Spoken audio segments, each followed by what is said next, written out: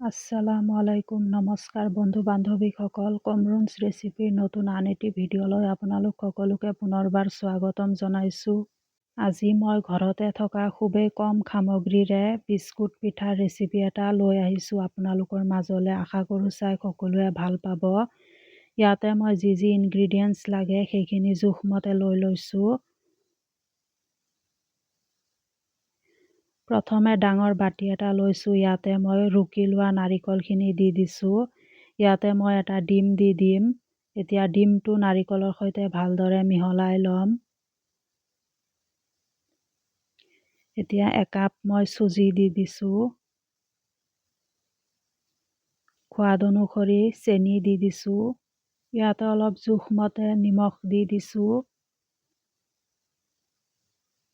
এতিয়া ভালদৰে মিহলাই ল'ম। এই ৰেচিপিটো চাহৰ সৈতে খাবলৈ খুবেই ভাল লাগে বিস্কুট পিঠা। ইয়াতে অলপ মই গাখীৰ পাউডাৰ দি দিছোঁ।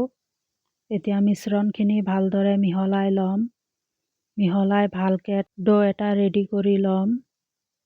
মোৰ ভিডিঅ'বোৰ চাই কেনে পাইছে প্লিজ কমেণ্টত জনাব। ভাল লাগিলে লাইক কমেণ্ট শ্বেয়াৰ কৰিব।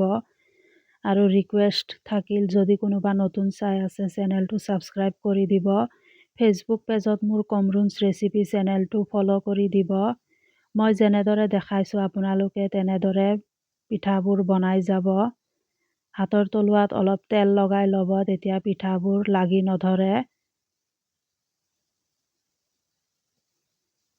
এতিয়া কেৰাহীত তেল অলপ দি দিছোঁ। এতিয়া পিঠাখিনি মই ভাজি ল'ম।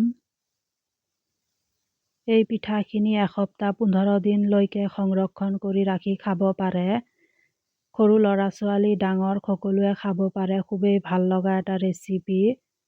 অলপ ৰঙচুৱাকৈ ভাজি ল'ব, তেতিয়া খাবলৈ খুবেই ভাল হয়, ক্ৰিস্পি হয়।